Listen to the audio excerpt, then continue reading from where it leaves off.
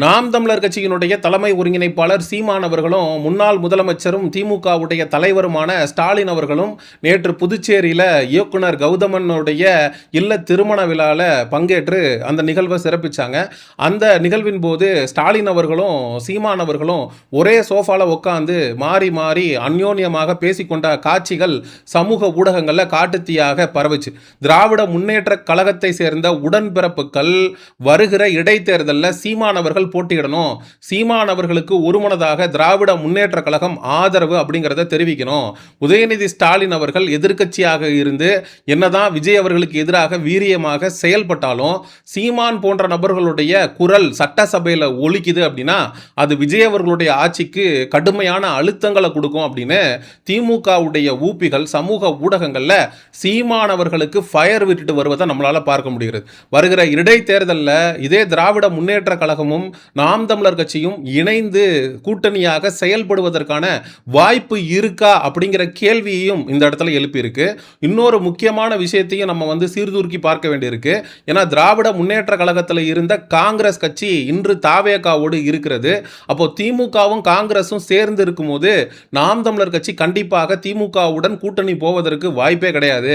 ஆனால் நம்ம இனத்தை கொண்டு ஒழிச்ச கட்சியாக இருக்கக்கூடிய காங்கிரஸ் கட்சி திமுகவுக்கு டிமுக்கி கொடுத்துட்டு பின்னங்கால் படனியில பட பின்வாசல் வழியாக ஓடி போய் தாவேகாவிற்கு ஆதரவு கொடுத்துருச்சு.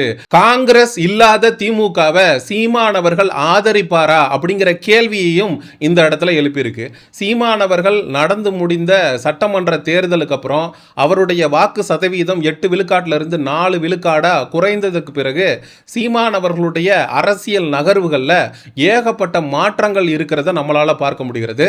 சீமான் அவர்கள் முன்னாடி எல்லாம் பத்திரிகையாளர்கள் எங்க மைக்க நீட்டுறாங்களோ எல்லா இடத்துலையும் நின்று பதில் சொல்லிட்டு தான் போவார். ஆனால் இப்போ பத்திரிகையாளர்களை முற்றிலுமாக சீமான் அவர்கள் புறக்கணிக்கிறாரு. முன்னாடி எல்லாம் மக்கள் பிரச்சனை எங்க நடந்தாலும் முதல் ஆளாக போய் நிற்கிறது யாரா இருக்கும் அப்படின்னு கேட்டிங்கன்னா சீமான் அவர்கள் தான். ஆனால் பெண்களுக்கும் குழந்தைகளுக்கும் எதிரான பாலியல் குற்றங்கள் தமிழ்நாட்டில் அதிகரிச்சுட்டு வருது அப்படின்னு சீமான் அவர்களுடைய தலைமையில் இருக்கக்கூடிய நாம் தமிழர் கட்சி போராட்டம் நடத்துது. அதில் மாற்று கருத்து இல்லை. ஆனால் சீமான் அவர்கள் களத்துக்கு நேரில் போகல. இன்னும் சொல்ல போனால் திருச்சியில் நடந்த செவிலியர் போராட்டத்திற்கு சீமான் ஏன் வரல அப்படின்ற கேள்விகளை நிறைய பேர் எழுப்பினப்ப சீமான் இதுல வருவார் அப்படின்னு சொல்லி நாம் தமிழர் கட்சி ஒருத்தன் கமெண்ட் போட்டதை சீமான் அவர்கள் நினைவு கூர்ந்து பார்த்து ஒரு மேடையில பேசும்போது எல்லா இடத்துக்கும் போய் நிக்கிறதுனால தான் என்னுடைய அருமை அப்படிங்கிறது உனக்கு தெரியல. நான் இல்லாதப்ப பிரச்சனைகளை மக்கள் சந்திக்கும் போதுதான் ஒரு நல்ல தலைவனை நம்ம இழந்துட்டு நிற்கிறோம், திரைக்கவர்ச்சிக்கு ஓட்டு போட்டுட்டோம் அப்படின்னு இந்த மக்கள் வருத்தப்படுவாங்க அப்படின்னு சீமான் அவர்கள் இந்த தேர்தலுக்கு பிறகு அவருடைய நிலைப்பாட்டை சுத்தமாக மாற்றி இருக்கிறார். ஆனால் என்னதான் இருந்தாலும் திராவிடமும் தமிழ் தேசியமும் வேற வேற, இரண்டுமே இரண்டு துருவங்கள். திராவிடம் அப்படிங்கிறப்ப அவங்க ஈவேராவை கொள்கை தலைவராக தூக்கிட்டு வருவாங்க. ஆனால் இதே சீமான் அவர்கள் ஈவேராவிற்கு எதிராக பல இடங்கள்ல பேசியிருக்காரு. ஒரு தடவை ஈவேரா குறித்து சீமான் அவர்கள் பேசினதுக்கு கிட்டத்தட்ட தமிழ்நாடு முழுவதும் சீமான் அவர்களுக்கு எதிராக 80 வழக்குகளை காவல் நிலையங்களில் பதிவு செய்தது இந்த திராவிட முன்னேற்ற கழக அரசு. நாம் தமிழர் கட்சியினுடைய கொள்கை பரப்பு செயலாளராக இருக்கக்கூடிய சாட்டை துரைமுருகன் அவர்களை இதே திமுக அரசு தான் அரஸ்ட் பண்ணி கிட்டத்தட்ட 1 வருஷம் குண்டர் சட்டத்தின் கீழே கைது செய்து சிறையில் அடைத்திருந்தது. இப்படியெல்லாம் திமுகவிற்கு எதிராக நாம் தமிழர் கட்சி இவ்வளோ அடி வாங்கியிருக்கும் போது எப்படி அதையெல்லாம் மறந்துட்டு திமுகவோட நாம் தமிழர் கட்சி கூட்டணிக்கு போகும்? வாய்ப்பே கிடையாது. இது ஒரு மரியாதை நிமித்தமாக ஒரே கல்யாண நிகழ்வுக்கு 2 பேரும் போயிருக்காங்க, பக்கத்தில் உட்கார்ந்துருக்காங்க, நலன் விசாரிச்சுக்கிட்டாங்களே தவிர கண்டிப்பாக இது கூட்டணியாக மாறுவதற்கு வாய்ப்பே கிடையாது. ஏன்னா சீமான் அவர்கள் கூட்டணி அப்படின்னு ஒன்று வச்சிருக்கணும் அப்படின்னா தாவேகாவோடைய போன எலெக்ஷன்லேயே கூட்டணி வச்சிருக்கலாம், அதிமுகவோடைய கூட்டணி வச்சிருக்கலாம், ஏன் திமுக கூட கூட்டணி வச்சிருக்கலாம். எந்த கட்சியோடு சீமான் அவர்கள் கூட்டணி வைக்கிறாரோ அந்த கட்சி வெற்றி பெறும் அப்படிங்கிறதுல மாற்று கருத்தே இல்லை. ஏன்னா போன எலெக்ஷன்ல சீமான் அவர்கள் பிரிச்ச ஓட்டு தான் வெற்றியாளரையும் தோல்வியாளரையும் முடிவு அப்படிங்கிறது பண்ணுச்சு. இதே சீமான் அவர்கள் திமுகவோட போயிருந்தா இன்னைக்கு திமுகங்கிறது ஆளுங்கட்சி. இதே சீமான் அவர்கள் அதிமுகவோட போயிருந்தா இன்னைக்கு அதிமுகங்கிறது ஆளுங்கட்சி. விஜய் எல்லாம் முதலமைச்சர் அப்படிங்கிறது ஆயிரத்துக்கு வாய்ப்பே கிடையாது. ஏன்னா 60க்கும் மேற்பட்ட தொகுதியில நாம் தமிழர் கட்சி நடந்து முடிந்த சட்டமன்ற தேர்தலில் 12,000 வாக்குகளுக்கு மேல வாங்கியிருக்கு. அந்த 12,000 வாக்குகள் மட்டும் ஒரு கட்சிக்கு ஒரு பக்கம் போல் ஆயிருந்துச்சு அப்படின்னா கண்டிப்பாக விஜய் எல்லாம் முதலமைச்சர் ஆயிருக்கிறதுக்கு வாய்ப்பே கிடையாது. அப்போ சீமான் அவர்களுடைய முக்கியத்துவம் அப்படிங்கிறது ஸ்டாலின் அவர்களுக்கு நன்றாக தெரியும். தெரியும். இன்னைக்கு ராசா அவர்கள் பேசும்போது மேடையில சொல்றாரு, கூட்டணி யாரோடையும் இல்ல அப்படின்னு சொல்லி அறிவிங்க தலைவரே. திராவிட முன்னேற்ற கழகம் வரவிருக்கக்கூடிய அடுத்த சட்டமன்ற தேர்தலில் 234 தொகுதியிலையும் தனித்து போட்டியிடும் அப்படின்னு அறிவிங்க அப்படின்னு சொல்லிட்டு ராசா அவர்கள் சொல்றாரு. ஏன்னா திமுகவோட கூட்டணியில இருந்த ஒவ்வொரு கட்சியுமா கிளண்டிட்டு போயிருச்சு. காங்கிரஸ் டாடா பை பை சொல்லிட்டு போயிருச்சு.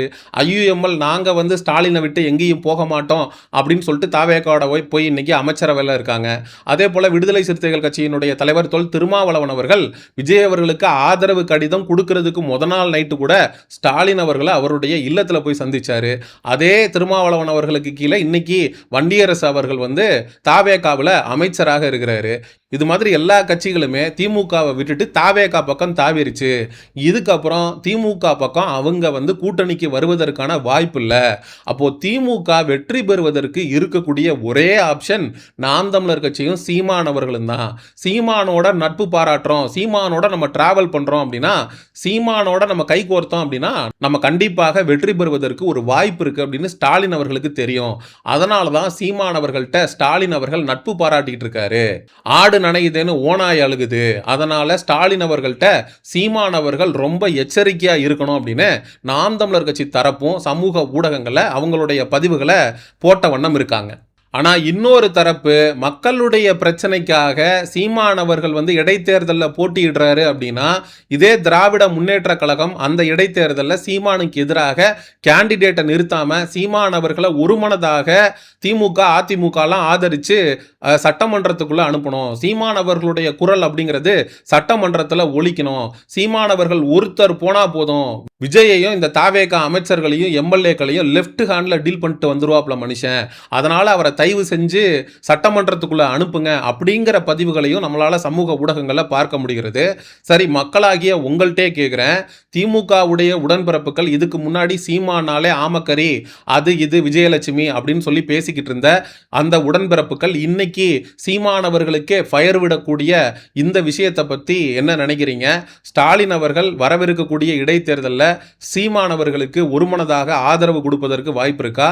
நாம் தமிழர் கட்சியும் திமுகவோட இருந்த கூட்டணி கட்சிகள்லாம் விஜய் பக்கம் போனதுனால திராவிட முன்னேற்ற கழகமும் நாம் தமிழர் கட்சியும் ஒன்றாக சேர்ந்து பயணிப்பதற்கான வாய்ப்பு இருக்கா? ஏன்னா காங்கிரஸ் அப்படிங்கிறது திமுகவோட இன்னைக்கு இல்லாம போயிடுச்சு.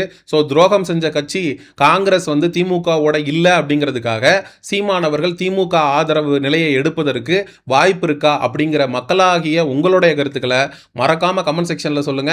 சமூக நிகழ்வு அரசியல் சார்ந்த பதிவுகளுக்கு செயோனிசம் சேனலை சப்ஸ்கிரைப் பண்ணுங்க. அடுத்த ஒரு காணொளி பதிவில் சந்திப்போம். நன்றி, வணக்கம். செங்குருதி சேயோனே வங்கோடிய வேலோனே செவ்வளரி தோளோனே எங்குடிய காப்போனே.